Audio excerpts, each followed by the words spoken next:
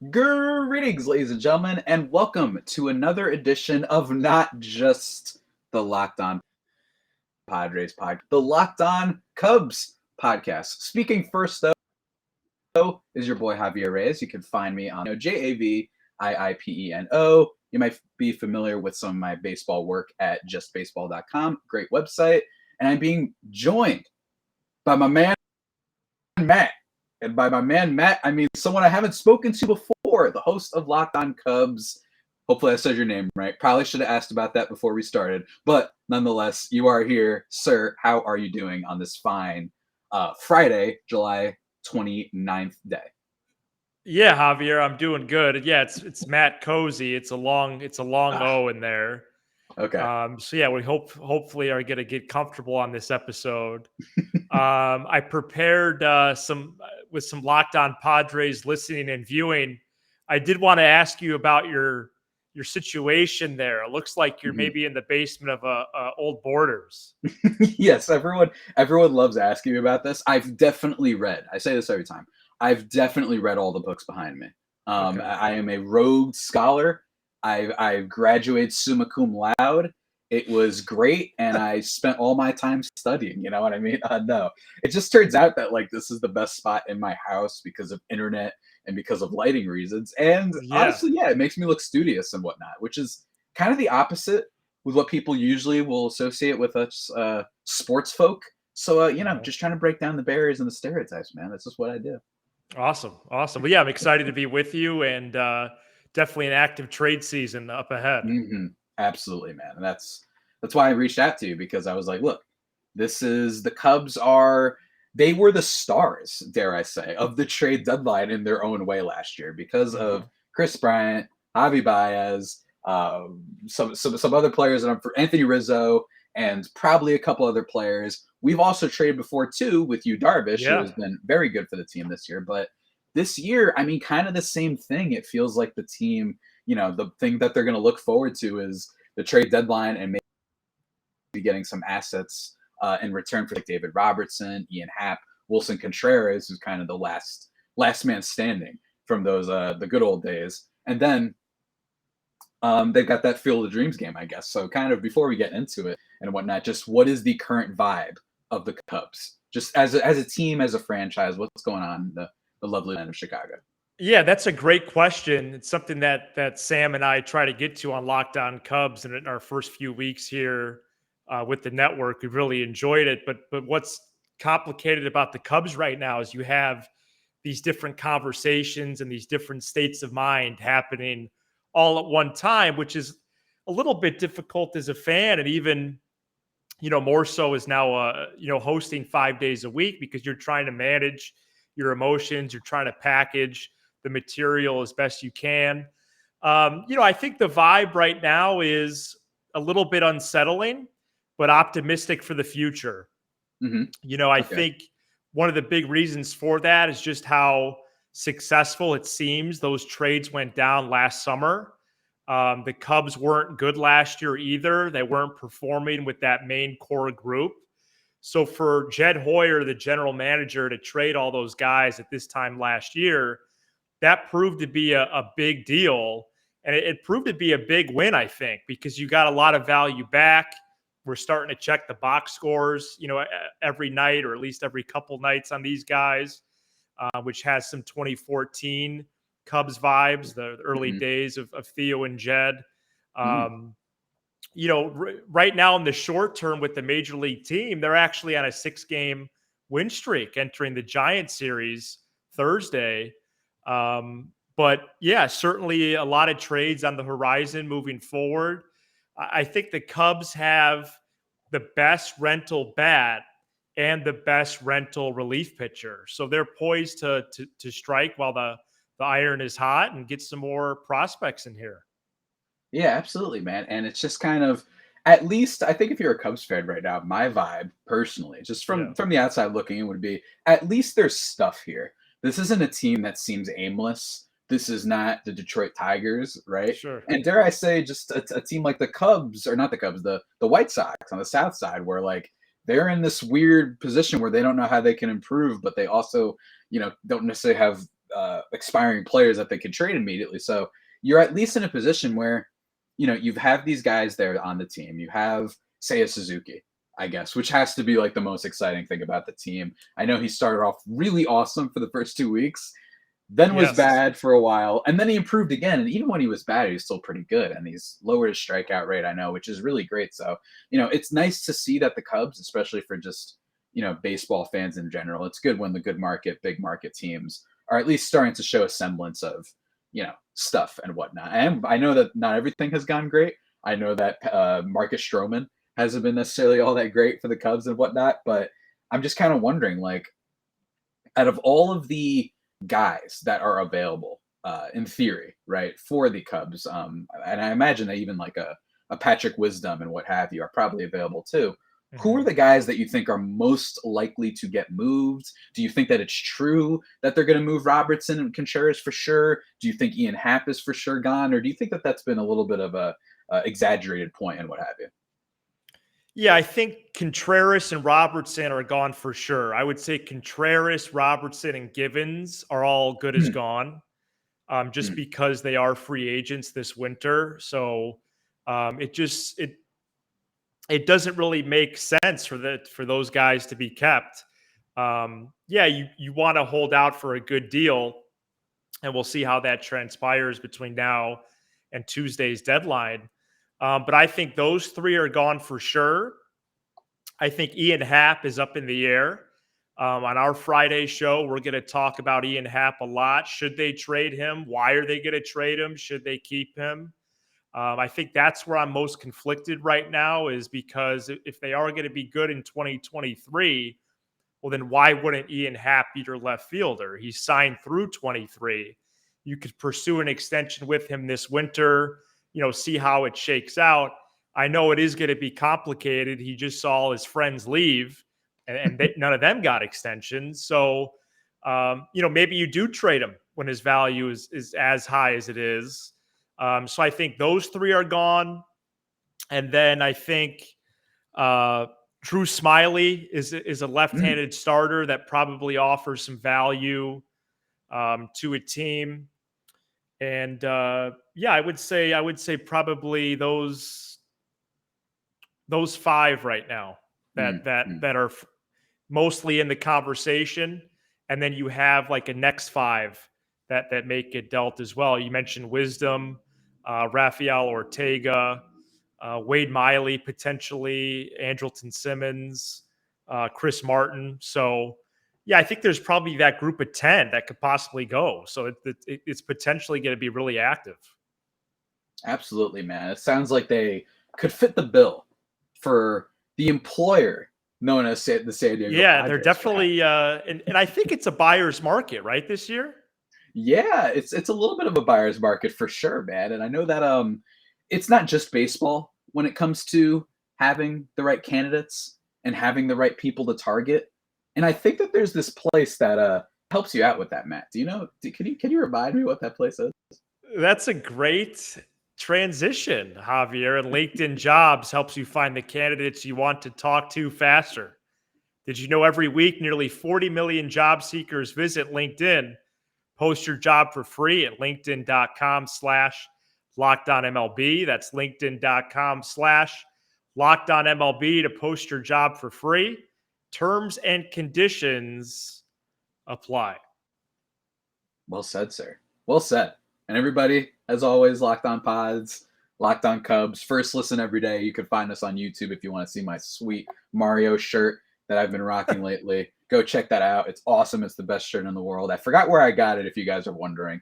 But before we get back onto the Ian Happ and the Wilson Contreras side Yeah, of things, I really want to talk to you because you mentioned about, Bryant and all those guys that the trades that they managed to kind of get out under that. And I think that it's right. really interesting because a lot of people were like, well, these are great players. They should be there for life. And that was at the beginning of last season, right? And then they slowly started to fall off. And you saw, yeah, these guys are good players, but they really don't have the depth that they once did, which also just shows you how quickly things can change, by the way. Because I still remember after they won the World Series, everyone was like, this is ridiculous. Yeah, They're a totally. dynasty. And instead they were just really good for a while, but they couldn't replicate that. But I'm wondering, Right. how is kind of the situation for the Cubs? Are they looking for like really high level prospects, or are they saying, you know what, we're pretty good and we just want to see, what we're getting out there? You know what I mean? We just want to see how much someone is willing to pay. Are they really desperate for kind of those top level guys? I think they need, if they really want to fortify the system, they need a high level prospect. They Mhm. don't have like that title level prospect like a Chris Bryant or like an Ian Happ. Certainly Bryant back in the day was top 10 in the whole sport. They don't have that right now. They have a good core, and I think the system by the winter is probably going to be a top 5 system, but they don't have that marquee player. So if you can, what I'm looking at right now is, the current prospects that continue to develop, and maybe one of those guys becomes the guy that's going to be at the top level of the podium, if you will. But also, I think what would really behoove them is to package two of these 5 main players that we discussed earlier Mhm. to one ball club for maybe like a 2-for-2 deal or 2-for-3, and one of those 2 or 3 is a top 5 guy in that team specific system. I think the Padres are a great candidate for that because you could play around with those combos and get some high value back. MLB.com today even proposed a trade. I could pull up in a Mhm. second. I know my restream slows down if I pull up any tabs. But Same here, man. they proposed a package that included the Padres. I think 2 of the top 5. So Mhm. so especially if it's Contreras and Happ, which I don't think is going to happen. But if you package Happ and Contreras in the same trade, that's a borderline blockbuster. Yeah, absolutely. And Wilson Contreras, he's been good for a while, and I think Yeah. people were a little bit surprised that he didn't get traded. Also last year, I think some people thought, oh, maybe they'll because Yeah, they're not expected to re-sign him. Yeah, Sam said that on our show the other day, my co-host. Yeah, that probably would have benefited them more with a whole nother year of control, but I still think that he's a beneficial bat for somebody, including the Friars.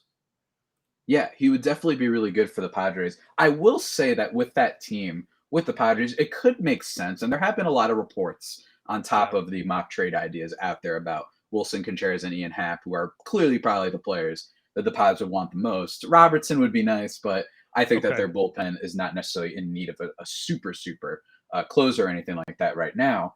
But with Wilson Contreras, I think it's interesting because the Pods have the type of players I think that would make sense to go back to the Cubs. The Cubs do need a good amount, but Luis Campusano is a decent enough catching prospect. He's been in the top Yeah. 100 before. He's fallen out a little bit because, personally, I think for some very silly reasons, I think he's been pretty good in AAA. And I think just Okay. because he came up for a cup of coffee at the majors and struggled doesn't mean people should be out on him. But that could be a sort of tertiary, secondary piece in a deal. And you're right. With those 2 guys, with your Ian Happ and whatnot, you're probably looking at least one more of the really top guys, at least in theory. And I say in theory because we always think that these trades are going to cost a certain thing and that they're going to talk. Everybody looks up MLB.com and they look at the Yeah. prospect list and they're like, oh, I know farm systems now. They can't trade this guy. We don't know. What if I the have no Cubs clue. value, Yeah. right? The Cubs might value a guy like Victor Acosta of the Padres, who's not, he's been a fringe top 10 in their system for a while now. Like they might value him super highly. Maybe they like Jackson Merrill as a shortstop prospect more than CJ Abrams for some reason. It's Mhm. possible, right? So this is all in theory, but maybe the Campuzano plus your Hassell combination is what the Cubs might be looking for. Do you think that would be an interesting offer, sir? Are you interested Yeah, in I, this I deal? and I know those 2 names. It's Campuzano. Is that how you Mhm. pronounce it? Yeah. So MLB.com has him, Merrill, who you mentioned, Hmm. and then the number 15 and number 29 in that proposed deal. So 2, 4, 15, and 29 from one system sounds like a good return to me. I do think that if you're talking about Contreras, um, that would be pretty convenient if you acquire a catching prospect in return. I know there's also been an idea floated about an Astros trade, and there's a catching prospect down in Houston as well. Um, if they partner with a team like the Giants, which I think is less likely, does a major league player come back like a Joey Bart that needs a change of scenery behind the dish? But yeah, I think Hassell, Campusano, Merrill, those are all high level guys. And then Javier, what's been brought up with the Cubs and Padres, even since the Darvish trade, these two teams have had a ton of discussions already. Yeah. There was a Contreras to Padres rumor after the lockout between we came back and then opening day. I thought there was a chance that Contreras was going to be traded to the Padres in that window. And Eric Hosmer's name is always brought up as a potential return, but a Hassell would probably have to be attached. It'd be Hassell and Hosmer for Contreras. And then maybe even sneak a Blake Snell in there. For a team that's in a retool, I wonder if you could see like 3 prospects plus Hosmer. Yeah, absolutely. Especially if they attach him, who, Matt, is your introduction to my world, right? I actually do not say, me personally, you can say it, but I do not say the name of the first baseman. It is a long running tradition. Yes, ever since I believe it was maybe before the season. I think it was actually the tail end of last year. I just decided he does not have the honor anymore, and I'm not going to say his name. And I'm going to say the Padres have been performing really well ever since I've kind of said that, and he had at least good first month of the season and whatnot. So I'm willing to bet, dare I say, that this is all me. That I have been the good luck charm for the Padres by me not saying. I call him the ground ball gremlin sometimes. I forgot which listener said that to me once, but that's kind of what it's like. And I'm betting that the Padres would love to move him, as evidenced by the offseason and whatnot. But, when it comes to other bets across other sports, I know there's a lot of betting fans out there who probably listen to this podcast. I still remember when betting culture was kind of like bad in sports. It wasn't really covered in mainstream media, but now it's all over the place. So you need to find the best kind of app to keep you engaged and give you the best odds and whatnot. Matt, can you tell me about the best place to go? The best place to go right now is 100% Bet Online. BetOnline.net is your number one source for all your betting needs and sports info. Find all of the latest sports developments, league reviews, and news, including all things baseball. Head to betonline.net or download the app to learn more about the trends in action. Bet Online, where the game starts. A lot of places that we can start the final part of the program today. Absolutely, man. Absolutely. Let me first say, I talked about yesterday on my 500th episode special mailbag. Oh, congratulations. Thank you. Thank you so much. Yeah, it's really wild. Yeah, ever since the world ended, I guess I've just been doing this podcast. Look, it's been a long road, and the Padres clearly have tried very desperately. We got that rumor. We got that report that the Mets deal that was going to be something like the first baseman plus Chris Paddock plus Ryan Weathers or what have you. Ryan Weathers, who seems to have fallen a lot in value. But considering the Padres system, that they've had some bad history with developing pitchers, I wonder if maybe he might be that random back of the package piece that teams might be interested in. But getting rid of him and that contract, do you think that the Cubs would be willing to do that? Obviously with some prospects attached, because personally, that would be really exciting, because then I'm willing to put anyone there over at first base. You can move around the lineup a whole lot more. Jake Cronenworth can play first base really well. Will Myers, not the best in the world, but if you want to look at defensive runs saved and whatnot, he actually basically has been better every year when he played first base for the Padres than the current first baseman that can't be named. So I'm wondering, how much would that be a possibility for the Cubs? Are they willing to take on that salary, because they are a rebuilding team? Yes, I think they are. What year is he signed through? Do we know? Okay, that's the big question. I almost got him, ladies and gentlemen. It's for another 3 years after this year. So it does go down. I know that it's $20 million this year, but then it goes down to 13 per for the last 3. Okay, so I think so because first base, all of a sudden, there's a pretty big hole with the Cubs. Mm, And I think even a team that's in a rebuild and then potentially starting to compete next year and then contending again in the latter half of 23 or definitely 24. Yeah, I mean, who's going to play first base? mhm, It's not going to be Frank Schwindel, who's on the team right now. It's not going to be Alfonso Rivas. Does Patrick Wisdom move to first base? I think that's maybe a more mhm, enticing option for me. There's also a minor leaguer or two, but the jury's still out on them. One that just got promoted to AAA, so Matt Mervis. mhm. But we'll see. So I would say getting an established major leaguer like Hosmer, despite some of his struggles the last couple of years, I think that is an attractive option at least for the Cubs. And again, are they incentivized to do that? Because if he's going to be traded here and put in the lineup right away at first base, well, then I think you're going to see some top 10 players from that system, one or two players that will be attached to that deal. And then my guess would be it's not a combination deal. That would probably just be Contreras or just be Happ. But I'm totally speculating, which is part of the fun of trade season. Yeah, absolutely. Again, like you said, it could be they value certain players differently, which is why it's always very fun to me when people say, "No, that's not enough for Juan Soto," and I'm like, "It Right. probably isn't."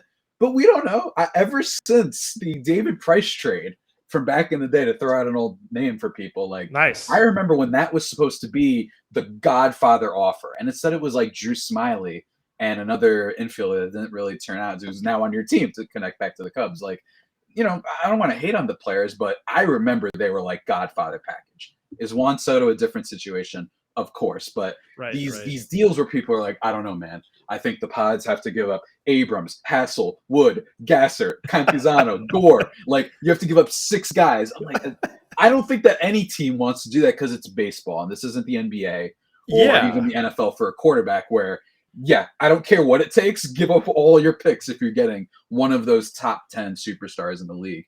For Soto, I don't know if that's necessarily the option the Padres want to go with, but man, giving up 2 of those top 10, and if you were able to dump the first baseman's contract and maybe acquire Mr. Ian Happ, I would be all for that. I Okay. actually think that would be the dream scenario for the Padres, and even with the Cubs, I will say, and So Padres that's are that's if Soto doesn't get traded to the Padres, though. of course, of course, of Okay. course. Okay. And maybe they want to just blank the whole thing and then they get both of them. I don't know. Maybe they want to do Okay. both. Okay. Because AJ Preller, he's been quiet, and as you know, he's a wheeling and dealing king. Well, He the loves whole pulling the the whole trigger. market's been quiet.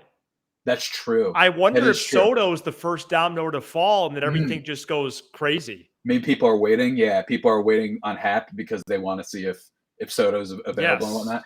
That's Yeah. possible. Yeah, I mean it's definitely been a calm before the storm vibe so far for trade deadline season because in fairness, maybe it's because of last year's, which was just all over the place madness. And I Right. mean the amount of moves that happened last year, man, that was a dream. It really was. Not for my Yeah. team. Yeah, it My team, it was. was miserable. We got catfished by Ken Rosenthal. But with with the first baseman, I will say Padres Twitter likes to make fun of this all the time, and they rightfully do, for a lot of reasons that have to do with feeling like the media in the area doesn't criticize him enough and instead points to his leadership. I will say though, from what I've heard and from what other reporters have heard and whatnot, he has been a guy that everybody has said is really good in the locker room. And for a team like the Cubs, I think that at least has some ounce of value if you're going to be paying for a guy that's not going to do as much in the field as that. If he's really a great locker room presence, maybe that helps some of the young guys going forward. Maybe this is good for Seiya Suzuki, who's got to acquiesce to a different culture entirely, which is something that I think it's kind of overlooked, right? People don't talk. You got to move all the way over here and learn a whole new line of people and all that. That must be tough. And so I'm wondering, maybe Wisdom and some of those other young guys, would it be good to have him on that team? Would you be interested in that? Yeah, I think so. I think so. And Old I thought it was fashioned. I like thought it. it was close to happening, Hmm. a couple times within the last 12 months. Recently I haven't specifically seen Hosmer's name, but I got to imagine that those convos are being reignited. Um, the Padres are one of the most talked about teams right now. And I think if they don't, I think that they could get Soto and Contreras. I really do. Mhm. I don't think Soto and Happ makes as much chance just because they play the same position. But um, yeah, let's see how it shakes out between now and Tuesday, and we'll keep some tabs on it. Absolutely, And man. thanks It's for going to having be a me. blast. Yeah, absolutely, man. It's going to be great. Everybody go check out, obviously, Locked On Cubs and whatnot. And good luck to you, sir. I'm very curious to see how all the dominoes fall because it can't be easy going from being the Right. alleged dynasty.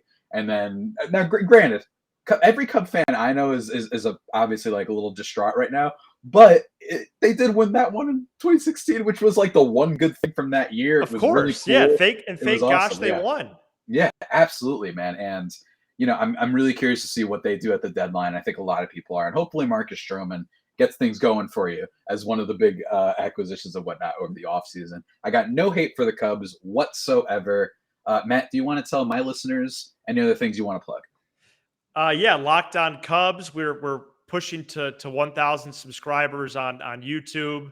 Nice. We've had a good first few weeks, and yeah, just keep tabs on that. I do think the Cubs hold a lot of the cards in this market. Otherwise, I have a couple other plugs here, but I think that's about it. Awesome. You could, and then for Cubs listeners, if you want Locked On Padres on Twitter at Javapeno, in my opinion, JAVIIPENO, the best at of all the Locked On MLB hosts. I just think it's just so good. And then justbaseball.com, really great site, all sorts of content going on there. I'm going to be writing about Tom Cruise movie soon, War of the Worlds, which is everybody go look that up real quick. Yeah, watch the baseball scene in War of the Worlds.